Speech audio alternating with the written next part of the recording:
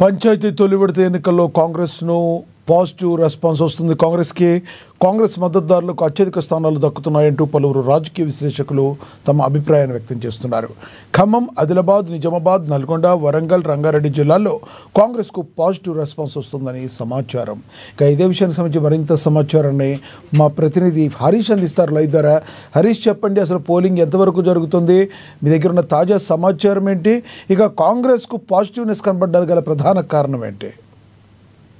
Right లక్ష్మణ, ఏదైతే స్థానిక సంస్థ ఎన్నికలకు సంబంధించి కూడా పోలింగ్ కొనసాగుతున్న క్రమం ముందు ఉదయం 7 గంటలకు సంబంధించి కూడా పోలింగ్ ప్రారంభమైంది. ప్రారంభమైన నుంచి కూడా ఓటర్లంతా కూడా పోలింగ్ కేంద్రాల వద్ద కూడా బారులు తీరిన పరిస్థితి అయితే కనిపిస్తుంది. ఎందుకంటే రూరల్ ప్రాంతంలో జరిగే ఎన్నిక కాబట్టి వాళ్ళంతా కూడా పొలం పనులు, వ్యవసాయ పనులకు సంబంధించి కావచ్చు అత్యధికంగా చేసుకునే వారు ఉంటారు కాబట్టి వాళ్ళు ముందుగానే ఓటు హక్కును వినియోగించుకుని తమ పనులు చూసుకునేందుకు ఏదైతే పోలింగ్ కేంద్రాల వద్ద బారులు తీరిన పరిస్థితులు అయితే కనిపిస్తున్నాయి. మొత్తంగా అంటే ఈ తొలి విడతకు సంబంధించి కూడా 3,834 సర్పంచ్లు, అలాగే 27,628 వార్డు సభ్యులకు సంబంధించి కూడా పోలింగ్ జరగనున్నది. ఇక మొత్తంగా ఓటింగ్ కి సంబంధించి కూడా మొత్తంగా 37,562 పోలింగ్ కేంద్రాలు ఏర్పాటు చేశారు. 56,19,430 మంది ఓటర్లు మొదటి విడతలో తమ ఓటు హక్కును వినియోగించుకున్న నేపథ్యం అయితే కనిపిస్తా ఉంది. మధ్యాహ్నం 1 గంటలకు సంబంధించి కూడా పోలింగ్ కొనసాగనుంది. 2 గంటల తర్వాత ఇక కౌంటింగ్ ఉంటుంది. ఇక ఇదే రోజు అంటే ఫలితాన్ని కూడా వెలువడించిన నేపథ్యం అయితే కనిపిస్తా ఉన్నది. ఇక తొలి దశలకు సంబంధించి కూడా పంచాయతీ పదవులకు అంటే 4,200 పంచాయతీ పదవులకు సంబంధించి, అలాగే 37,440 వార్డు స్థానాలకు ఇక ఎన్నికల నోటిఫికేషన్ వెలువడిన నేపథ్యం అయితే వీటిలో 5 సర్పంచ్ పదవులకు కావచ్చు, 169 ఏదైతే పదవులకు నామినేషన్ దాఖలు కాలేదు. అంటే 169 వార్డు పదవులు, 5 సర్పంచ్లకు అక్కడ నామినేషన్ దాఖలు చేయలేదు. దానికి సంబంధించి కూడా ఈసీ మరొకసారి ఒక నిర్ణయాన్ని తీసుకుని అక్కడ మరోసారి ఆ పోలింగ్ ఏర్పాటు చేసే అవకాశాలు అయితే కనిపిస్తా ఉన్నాయి. ఇక మొత్తంగా 396 సర్పంచ్ పదవులు, అలాగే 9,633 ఏకగ్రీవమైన నేపథ్యం ఉంది. పలు ఏకగ్రీవమైన ఈ సర్పంచ్లంతా కూడా కాంగ్రెస్ పార్టీకి సంబంధించిన అభ్యర్థులు బరిలో దిగారు. ఇక 396 స్థానాలకు సంబంధించి కూడా మొదటి విడతలో ఏకగ్రీవమైన పరిస్థితి అయితే కనిపిస్తా ఉంది. ఇక్కడ ట్రెండ్స్ కి సంబంధించి కావచ్చు అంటే ఉదయం 7 గంటల నుంచే పోలింగ్ కొనసాగుతున్న నేపథ్యంలో ఒకవైపు కాంగ్రెస్ పార్టీ నేతల్లో జోష్ కనిపిస్తున్న వాతావరణం అయితే కనిపిస్తుంది. ఎందుకంటే ఇప్పటికే ట్రెండ్స్ కావచ్చు, ఒకవైపు ఆ ఏకగ్రీవమైన స్థానాలన్నీ కూడా కాంగ్రెస్ పార్టీ అభ్యర్థులే కాబట్టి మెజార్టీ స్థానాలు కైవసం చేసుకుంటామని కూడా వాళ్ళు ధీమా వ్యక్తం చేస్తున్న పరిస్థితి అయితే కనిపిస్తా ఉంది. ఇక ఎన్నికలకు సంబంధించి కూడా కాంగ్రెస్ మద్దతుదారులకు సంబంధించి కూడా అత్యధిక స్థానాలు దక్కించుకోబోతున్నట్టుగా కూడా వాళ్ళు ధీమా వ్యక్తం చేస్తున్న నేపథ్యం అయితే కనిపిస్తుంది. ఇక అన్ని ప్రాంతాలకు సంబంధించి కూడా వారు వన్ సైడ్ అయ్యే విధంగా కూడా ట్రెండ్స్ కొనసాగుతున్నాయని చెప్పొచ్చు. ఎందుకంటే డెవలప్మెంట్ వైపు ప్రజలంతా చూస్తున్నట్టుగా కూడా వాళ్ళు ధీమా వ్యక్తం చేశారు. అదే ధీమాతో కూడా ప్రచారాలు నిర్వహించిన నేపథ్యం ఉంది. ముఖ్యంగా ఖమ్మం, ఆదిలాబాద్, నిజామాబాద్, నల్గొండ, వరంగల్, రంగారెడ్డి జిల్లాకి సంబంధించి కూడా కాంగ్రెస్ పార్టీ పాజిటివ్ రిపోర్ట్స్ కనిపిస్తా ఉన్నాయి. ఎందుకంటే నల్గొండ జిల్లాకి సంబంధించి కూడా కాంగ్రెస్ పార్టీ కంచుకోటగా చెప్పొచ్చు. మొత్తంగా అక్కడ వన్ సైడ్, అలాగే ఖమ్మం సంబంధించి కూడా క్లీన్ స్వీప్ చేసింది. అక్కడ అసెంబ్లీ ఎన్నికలు కావచ్చు, పార్లమెంట్ ఎన్నికలు కావచ్చు, ఇక్కడ నల్గొండలో అసెంబ్లీ ఎన్నికలు కావచ్చు, పార్లమెంట్ ఎన్నికలు కావచ్చు, కాంగ్రెస్ పార్టీకి సంబంధించి కూడా క్లీన్ స్వీప్ చేసిన పరిస్థితి ఉంది. కాబట్టి అదే ధీమాను వ్యక్తం చేస్తా ఉన్నారు రంగారెడ్డి జిల్లాకు సంబంధించి. మొన్న జూబ్లీ హిల్స్ ఏదైతే ఉప ఎన్నికల తర్వాత ఏదైతే ఇండికేషన్ ఇక్కడ ఇప్పుడు జరుగుతున్న పోలింగ్ పైన ప్రభావం చూపగలుగుతున్నట్టుగా కూడా గతంలో కాంగ్రెస్ పార్టీ నేతలు కావచ్చు చెప్పిన పరిస్థితి అయితే వచ్చింది. అదే ధీమాతో ప్రచారాలు నిర్వహించారు. ఎందుకంటే ఈ జిల్లాలకు సంబంధించి కావచ్చు, అన్ని జిల్లాలకు సంబంధించి కూడా ఇన్ఛార్జ్ మంత్రులుగా ఉన్నారు. అక్కడ ఎమ్మెల్యేలు కావచ్చు, ఎంపీలు కావచ్చు, తమ పార్టీ అభ్యర్థికి సంబంధించిన గెలిపించుకునేందుకు ప్రచారాలకు సంబంధించి కావచ్చు వాళ్ళు క్రియాశీలకంగా క్షేత్రస్థాయిలోకి వెళ్లి ప్రచారాలు నిర్వహించారు. అంటే ఈ ట్రెండ్స్ అంతా కూడా కాంగ్రెస్ పార్టీ వైపు ఎందుకు వాళ్ళు ధీమా వ్యక్తం చేస్తున్నట్టుగా కూడా ఏదైతే చూస్తే ఖచ్చితంగా వాళ్ళు ఏదైతే ప్రచార అస్త్రాలు కావచ్చు. ఎందుకంటే అభివృద్ధి చేసిన అభివృద్ధినే చెప్పుకుంటూ ప్రచార అస్త్రాలుగా మలుచుకున్నారు. ఇప్పుడు ఏదైతే గ్రామీణ ప్రాంతం ఎన్నికలు కాబట్టి, అంటే స్థానిక సంస్థల ఎన్నికలు కాబట్టి ఏదైతే కాంగ్రెస్ ప్రభుత్వం ఎన్నికల ముందు ఇచ్చిన హామీలు కావచ్చు, ప్రభుత్వం ఏర్పాటైన తర్వాత పథకాలు తీసుకొచ్చిందో, ముఖ్యంగా మహాలక్ష్మి పథకం కావచ్చు, దాంట్లో మహిళలకు సంబంధించి కూడా ఉచిత బస్సు ప్రయాణం కావచ్చు, దాంతో మహిళలకు అంటే గ్రామీణ ప్రాంత మహిళలకు సంబంధించి కూడా మేలు చేకూరుదని చెప్పవచ్చు. మరోవైపు 500 గ్యాస్ సిలిండర్ కావచ్చు. అంటే గతంలో గ్యాస్ సిలిండర్ సంబంధించి ఒక 1,000 రూపాయలు 1,200 వెచ్చించి కొనాల్సిన వచ్చిన పరిస్థితి ఉంది. అక్కడ సంబంధించి కూడా కాంగ్రెస్ ప్రభుత్వం ఏర్పాటైన తర్వాత 500కి సబ్సిడీలో గ్యాస్ సిలిండర్ ఇస్తుంది. 200 ఉచిత విద్యుత్ కావచ్చు. అంటే గ్రామీణ ప్రాంతాలకు సంబంధించి కావచ్చు 200 పైన ఉచిత ఏదైతే యూనిట్లకు పైన కూడా ఎక్కువగా యూజ్ చేయని వాళ్ళు ఉంటారు కాబట్టి వాళ్ళకు ఆ విధంగా కూడా లబ్ధి చేకూరింది. ముఖ్యంగా రైతులకు సంబంధించి కావచ్చు, ఏకకాలంలో 2 లక్షల రుణమాఫీ చేసింది. గత 10 ఏళ్లలో కూడా అరాకొరగా రుణమాఫీ చేసిన గత ప్రభుత్వం ఇక ఇప్పుడు ఏదైతే కాంగ్రెస్ ప్రభుత్వం ఎన్నికల ముందు ఇచ్చిన హామీ మేరకు 2 లక్షల ఏకకాలంలో రుణమాఫీ చేసింది. దాని తర్వాత పంట పెట్టుబడి సాయం కింద కావచ్చు 12,000 పంట పెట్టుబడి సాయాన్ని అందించింది. మద్దతు ధరతో కూడిన అలాగే సన్న వడ్లకి ఏదైతే 500 బోనస్ ఇచ్చింది. ఇక దాంతో పాటుగా ముఖ్యంగా ఏదైతే రైతులకు సంబంధించి కావచ్చు, అంటే ఒకవైపు ఈ రైతులకు సంక్షేమ పథకాలు అమలు చేస్తూనే ఉన్నది, మరోవైపు సన్న వడ్లకు 500 బోనస్ ఇస్తుంది. ముఖ్యంగా మెయిన్ రీజన్ రేషన్ కార్డ్స్ అని చెప్పొచ్చు. ఎందుకంటే 10 ఏళ్లలో కూడా కొత్త రేషన్ కార్డులు ఇవ్వని పరిస్థితి ఉంది. అంటే ముఖ్యంగా ఈ ఏదైతే రేషన్ కార్డుల ద్వారా కూడా సన్న బియ్యం పంపిణీ చేసింది కాబట్టి అక్కడ వాళ్ళకు గ్రామీణ ప్రాంతాలకు సంబంధించి కూడా అక్కడ లబ్ధి చేకూరింది. మరోవైపు గ్రామీణ స్థాయి ఏదైతే అభివృద్ధి పథకాలు చూసుకుంటే ఒకవైపు వడ్డీ లేని రుణాలు కావచ్చు, అక్కడ డాక్రా సంఘాలకు సంబంధించిన మహిళలు చిన్న చిన్న కుటీర పరిశ్రమలు కావచ్చు, వాళ్ళు పాడి పరిశ్రమలు కావచ్చు, ఇట్లాంటి వారికి కూడా వడ్డీ లేని రుణాలతో వాళ్లకు లబ్ధి చేకూరినట్టు అయింది. మరోవైపు ఇంకా ఏదైతే మిగతా పథకాలు తీసుకొచ్చిందో ఆ పథకాలకు సంబంధించి ఇందిరమ్మ గృహ నిర్మాణానికి సంబంధించి కూడా 5 లక్షల అయితే ఆర్థిక సాయాన్ని అందించింది. దానికి ప్రధానంగా గ్రామీణ స్థాయి నుంచి కూడా మెయిన్ ప్రిఫరెన్స్ ఇచ్చారు. మొదటి విడతలో అత్యధికంగా గ్రామీణ ప్రాంతాల వారికి ఇందిరమ్మ నిర్మాణానికి సంబంధించి కూడా ఆ పథకాన్ని వర్తింపజేశారు. 2వ విడతకు సంబంధించి కూడా ఎన్నికల తర్వాతకు వెళ్లేందుకు సిద్ధమవుతున్న పరిస్థితి ఉన్నది. ఇక ముఖ్యంగా ఈ అన్ని పథకాలకు సంబంధించి గ్రామీణ ప్రాంతాల ఏరియాల వారిగా చూసుకుంటే అక్కడ ప్రజలకు మేలు చేకూరు. ఎందుకంటే రైతులకి సంబంధించిన మొన్న చూడొచ్చు, అంటే మొన్న సీజన్ లో చాలా వరకు వడ్లు తడిసిన పరిస్థితి ఉంది. ఇక వడ్ల కేంద్రాలకు సంబంధించి కూడా అక్కడ వరద నీరు వచ్చి అకాల వర్షాలకు సంబంధించి వరద నీరు వచ్చి కొట్టుకుపోయిన పరిస్థితి ఉంది.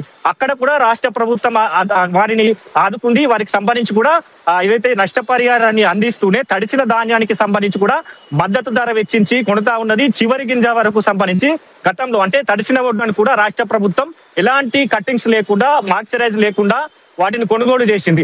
వీటన్నిటికీ సంబంధించి కూడా గ్రామీణ ప్రాంత రూరల్ ఏరియాలకు సంబంధించిన ఏదైతే ప్రజలు ఉంటారో వారిపైన ఇంపాక్ట్ చూపుతుంది. ఈ పథకాలకు సంబంధించి కూడా వర్తింపజేసింది.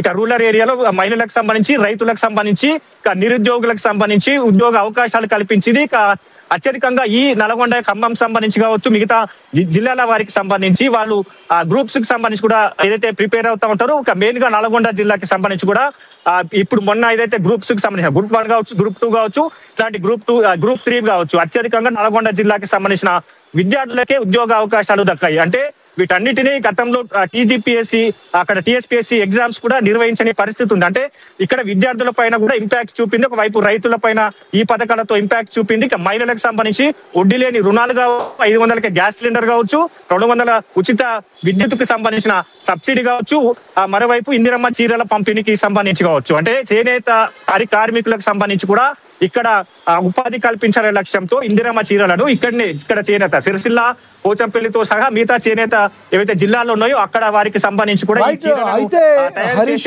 ఇంకొక గంటన్నరలో పోలింగ్ ముగిసే అవకాశం కనపడుతుంది. ఇక్కడి నుంచి మరింత పోలింగ్ పెరిగే అవకాశం కనబడుతుంది అంటారా? ఎందుకంటే వీళ్ళలో మహిళా ఓటర్లు, పురుషుల ఓటర్లు ఎక్కువ. ఎవరు ఓటు వేసే అవకాశం ఉంది? ఇప్పటి వరకు ఎవరు వినియోగించుకున్నారు? రైట్, ప్రధానంగా చూడవచ్చు ఇప్పటికే సిద్దిపేట, అలాగే నల్గొండ, ఖమ్మం, రంగారెడ్డి జిల్లా, ఇక్కడ ఏదైతే వరంగల్ జిల్లాకి సంబంధించి కావచ్చు, మెదక్ జిల్లాకి సంబంధించి 50% ఇప్పటికే 11 గంటల వరకు 50% పైగా కూడా పోలింగ్ నమోదైన పరిస్థితి ఉంది. ఇంకా పెరిగే అవకాశాలు, ఎందుకంటే 1 గంటల వరకే అవకాశం ఉంది కాబట్టి ఇప్పటికే బారులు తీరిన పరిస్థితి అయితే ఒక్కొక్క పోలింగ్ కేంద్రం వద్ద మనం చూస్తే ఖచ్చితంగా అక్కడ బారులు తీరిన పరిస్థితి అయితే కనిపిస్తా ఉంది. ఇక మహిళలకు సంబంధించి అత్యధికంగా వాళ్ళు క్యూ లైన్ లో నిలిచిన పరిస్థితి అయితే కనిపిస్తా ఉన్నది. ఇక ముఖ్యంగా ఇంకా ఏదైతే 1 గంటల వరకు సంబంధించి ఇప్పుడు కొనసాగే అవకాశాలు అయితే కనిపిస్తా ఉన్నాయి. కాబట్టి ఇక ఇప్పుడు ఇంకా మరి కాస్త పెరిగే అవకాశాలు, అంటే ముందు నుంచే వారు ఓటర్లంతా కూడా పోలింగ్ కేంద్రాల వద్ద గేటు వద్ద, అంటే పోలింగ్ కేంద్రం గేటు తెరవక ముందే అక్కడ గేటు వద్ద కూడా తమ ఓటు హక్కును వినియోగించుకునేందుకు సిద్ధంగా ఉన్నారు. క్యూలో నిలిచిన పరిస్థితి ఉంది. ఎందుకంటే గ్రామీణ ప్రాంతాలకు సంబంధించి వాళ్ళు ఓటు వేసి తమ పనులను చేసుకునేందుకు వెళ్తారు కాబట్టి ముందుగానే తమ ఓటు హక్కును వినియోగించుకునేందుకు పోలింగ్ కేంద్రాల వద్ద బారు పరిస్థితి అయితే కనిపిస్తా ఉన్నది. కాబట్టి ఇక మరి కాసేపట్లో ఈ పోలింగ్ శాతం పెరిగే అవకాశాలు అయితే కనిపిస్తుంది. ఇప్పటికే చాలా వరకు పోలింగ్ కేంద్రాల వద్ద క్యూ లైన్ ఉన్న పరిస్థితి అయితే చూస్తా ఉన్నాం. ఏదైతే దానికి ఇప్పుడు అంటే 1 గంట వరకే ఉన్నది కాబట్టి ఇంకా పోలింగ్ శాతం పెరిగే అవకాశాలు అయితే కనిపిస్తాయి. ఎందుకంటే స్థానిక సంస్థల ఎన్నికలకు సంబంధించి ఇప్పుడు గతంలో చూసుకున్న ఏదైతే ఈ పోలింగ్ శాతం అంటే దాదాపుగా 80% పైగా కూడా పోలింగ్ నమోదైన కేంద్రాలు ఉంటాయి. వాటన్నిటికి సంబంధించి కూడా ఆ ఓటర్లంతా కూడా చైతన్యవంత పరులు కావచ్చు, వాళ్ళంతా కూడా తమ ఓటు హక్కును వినియోగించుకునేందుకు నగరంలో ఉన్న అక్కడ హైదరాబాద్ తో పాటుగా ఇతర జిల్లాలో ఉన్నవారు తమ సొంత గ్రామాలకి వెళ్లారు. అక్కడ ఓటు హక్కును వినియోగించుకుంటున్న పరిస్థితి అయితే కనిపిస్తా ఉన్నది. కాబట్టి ఇంకా పోలింగ్ శాతం పెరిగే అవకాశాలు అయితే కనిపిస్తా ఉన్నాయని చెప్పొచ్చు. ముఖ్యంగా 1 గంట తర్వాత కూడా అవకాశం ఇచ్చింది. ఎవరైతే పోలింగ్ కేంద్రం వద్ద వెలుపల ఉంటారో వారికి 1 గంట తర్వాత కూడా ఏదైతే తమ ఓటు హక్కును వినియోగించుకునేందుకు ఈసీ అవకాశం కల్పించింది. పకడ్బందీగా ఎన్నికలు జరుగుతా ఉన్న పరిస్థితి అయితే కనిపిస్తాయి. ఒక్కొక్కటి 2 చెదురుముదురు సంఘటనలు తప్ప అంటే ఇట్లాంటి సంఘటనలు తప్ప మిగతా అన్ని ప్రాంతాల్లో కూడా ఇప్పటికే ప్రశాంతంగా పోలింగ్ కొనసాగుతా ఉన్నది. కొన్ని చోట్లకు సంబంధించి ఇప్పటికే చాలా వరకు బైండ్ ఓవర్ చేసిన పరిస్థితి ఉంది. కొంతమంది డబ్బులు పంచిన వారికి సంబంధించి కూడా బైండ్ ఓవర్ చేసిన పరిస్థితి అయితే కనిపిస్తా ఉన్నది. ఇక మరికొన్ని చోట్ల ఎప్పటికప్పుడు నిఘా పెడతా ఉన్నారు పోలీసులకు సంబంధించి ఏదైతే పోలింగ్ అయితే అక్కడ సంబంధించి ఇప్పుడు వరకు కూడా ఇప్పుడు సార్వత్రిక ఎన్నికలకైతే ఈవీఎం మెషిన్స్ యూజ్ చేస్తారు, ఇప్పుడైతే బ్యాలెట్ పేపర్ యూజ్ చేసే పరిస్థితి. మరి అక్కడ అవగాహన కల్పించడానికి మరి అక్కడ అధికారులు ఎవరున్నారు? ఎక్కువగా బారులు తీరడానికి కొంచెం ఈవీఎం మెషిన్ల కంటే కూడా ఈ బ్యాలెట్ పద్ధతిలో కొంచెం స్లోగా జరిగే అవకాశం ఉంది. అది కూడా ఒక కారణం కావచ్చు అంటారా? అక్కడ ఎలాంటి అధికారులు ఎలా అవగాహన కల్పిస్తున్నారు? రైట్, రిటర్నింగ్ అధికారులు కావచ్చు వాళ్ళంతా కూడా పోలింగ్ సరళిని పరిశీలిస్తా ఉన్నారు. ముఖ్యంగా బ్యాలెట్ జరిగే పోలింగ్ కాబట్టి కొంచెం ఆలస్యమయ్యే అవకాశాలు అయితే కనిపిస్తాయి. ఎందుకంటే ఇక్కడ బ్యాలెట్ సంబంధించి ఏదైతే తమ ఒక్కరికి ఓటు హక్కును వినియోగించుకునేందుకు మాక్సిమం 5 నిమిషాలకు సంబంధించి కూడా సమయాన్ని కేటాయించవలసి వస్తుంది. ఒకవైపు వార్డు సభ్యునికి ఓటు వేయాలి, మరోవైపు సర్పంచ్ అభ్యర్థికి ఓటు వేయాలి. కాబట్టి వారికి సంబంధించి కూడా ఈ 5 నిమిషాల సమయాన్ని వెచ్చించవలసి వస్తుంది. కాబట్టి అంటే పోలింగ్ కేంద్రాలను కూడా అత్యధికంగా ఏర్పాటు చేసిన పరిస్థితి అయితే ఉంది. అంటే ఇట్లాంటి బ్యాలెట్ పత్రాలతో ఓటింగ్ వేయాలి కాబట్టి అత్యధికంగా పోలింగ్ కేంద్రాలను ఏర్పాటు చేశారు. ఏదైతే ఆ ఓటర్లకు అనుగుణంగా అక్కడ ఉన్న ఆ గ్రామానికి సంబంధించి కూడా ఎంతవరకు ఓటర్లు ఉన్నారు, ఆ ఓటర్ల సంఖ్య ఆధారంగా కూడా పోలింగ్ కేంద్రాలను ఏర్పాటు చేసిన పరిస్థితి అయితే కనిపిస్తా ఉన్నది. కాబట్టి ముఖ్యంగా 1 గంట తర్వాత కూడా అవకాశం ఇచ్చారు. అంటే లోపల ఎవరైతే ఉంటారో వాళ్ళంతా కూడా 1 గంట తర్వాత కూడా తమ ఓటు హక్కును వినియోగించుకునేందుకు అవకాశం ఇచ్చారు. కాబట్టి అత్యధికంగా పోలింగ్ కేంద్రాలను ఏర్పాటు చేశారు. మరి కాసేపట్లో ఇప్పుడే అంటే మొత్తంగా ఉదయం 7 గంటల నుంచే బారులు తీరిన పరిస్థితి. 1 గంట తర్వాత కూడా కొంతగా చాలా వరకు ఓటు హక్కును వినియోగించుకున్నారు. ఇప్పటికే 50% పైగా కూడా ఓటు హక్కును వినియోగించుకున్నారు. కాబట్టి మిగతా వారికి సంబంధించి కూడా ఈ 1 గంట లోపు వినియోగించుకునే అవకాశాలు అయితే కనిపిస్తా ఉన్నాయి. కాబట్టి ఇక మొత్తంగా ఈ టోటల్ గా అంటే ఈ సంస్థల ఎన్నికలకు సంబంధించి ఒకవైపు ఏర్పాట్లు కావచ్చు, భద్రతాపరమైన చర్యలు కావచ్చు, 50,000కు పైగా పోలీసులు బందోబస్తులో ఉన్నారు. సీసీ కెమెరా అటాచ్మెంట్ ఉన్నది. సున్నితమైన ప్రాంతాలు ఇప్పటికే చాలా వరకు కూడా ఘర్షణలు చోటు చేసుకున్న పరిస్థితి ఉంది. అక్కడ పోలీసులు వాళ్ళు సద్దు మణిగించి కూడా వాళ్ళని అక్కడి నుంచి తరలించిన పరిస్థితి ఉంది. కొంతమంది డబ్బులు పంచుతూ దొరికిన పరిస్థితి ఉంది. ఇరు వర్గాల మధ్య అక్కడ కాంగ్రెస్ బీఆర్ఎస్ అభ్యర్థులకు సంబంధించి ఇరు వర్గాల మధ్య ఘర్షణలు చోటు చేసుకున్న పరిస్థితులు ఉన్నాయి. కాబట్టి వాటన్నిటికి సంబంధించి కూడా ఎప్పటికప్పుడు క్షుణ్ణంగా పోలీసులు తనిఖీ చేస్తా ఉన్నారు, బైండ్ ఓవర్ చేస్తున్నారు. వాళ్ళు అభ్యర్థుల పైన కూడా డబ్బులు పంచుతున్నట్టుగా వాళ్ళు గుర్తించడం జరిగింది. వారిపైన కూడా కేసు నమోదు చేసిన పరిస్థితులు అయితే కనిపిస్తా ఉన్నాయి. Lakshminath, thank you Harish.